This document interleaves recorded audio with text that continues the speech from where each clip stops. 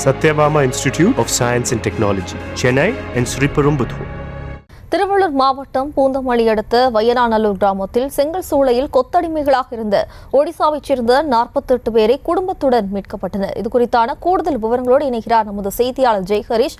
வணக்கம் ஜெய்ஹரிஷ், தற்போது கொத்தடிமைகளாக இருந்தவர்கள் எப்படி மீட்கப்பட்டனர்? விவரம்.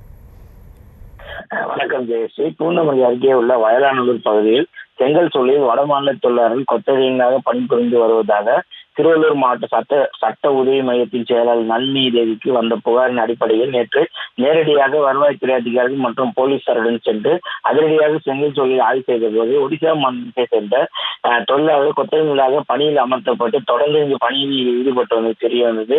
இதையடுத்து ஒடிசா மாநிலத்தை சேர்ந்த 48 பேரை பாரிவாக்கத்தில் உள்ள சமுதாய நல மையத்தில் வைத்து அவர்களிடம் விசாரணை மேற்கொண்ட போது கடந்த ஜனவரி மாதம் ஒரு நபருக்கு ரூபாய் 35,000 வீதம் கொடுத்து செங்கல் தொழிலில் பணியை புரிய அனுப்பியதாகவும் இங்கு வந்த பிறகுதான் கொத்தடிமையாக அவர்கள் நடத்தப்பட்டு வந்த நிலையில் சுமார் ரூபாய் 200 மட்டுமே சமமாக நாள் ஒன்றுக்கு கொடுக்கப்படும் தெரிய வந்து இதையடுத்து மீட்கப்பட்ட 48 பேரும் அவர் சொந்த ஊருக்கு அனுப்பி வைக்கும் பணியில வருவாய்த்துறை அதிகாரிகள் ஈடுபட்டுள்ளனர். மேலும் இது குறித்து அவர்களது வங்கி கணக்கு அரசு சார்பில் ஒருவருக்கு தலா 35,000 வீதம் பணமானது உதவியாக செலுத்தப்பட உள்ளதாகவும் பணிகள் நடைபெற்று வருவதாகவும் தெரிவித்தனர். இதனைத் தொடர்ந்து வடமாநில தொழிலாளர் கொத்தடிமையாக நடித்த செங்கல் சூழல் உரிமையாளர் மீதும் நடவடிக்கை எடுக்கும் பணிகளை அதிகாரிகள் மேற்கொண்டு வருகின்றனர். மேலும் செங்கல் சூழலில் கொத்தடிமையாக பணிந்த வடமாநில தொழிலாளர் மீட்கப்பட்ட சமயம் இந்த பகுதியில் பெரும் அதிர்ச்சியை ஏற்படுத்தியுள்ளது. மேலும் இந்த பகுதியில இது போல் வேறு ஏதேனும் சம்பவங்கள் நடந்து வருகிறது என்பதும் குறிப்பிடத்தக்கது. மேலும் இந்த பகுதியில பல்வேறு செங்கல் சூளைகள் அமைக்கப்பட்டு தொடர்ந்து இந்த பகுதியில செங்கல் சூளை பணிகள் நடைபெற்றுள்ளதும் அங்கும் இதே போன்ற ஆய்வு அதிகாரிகள் மேற்கொள்வதும்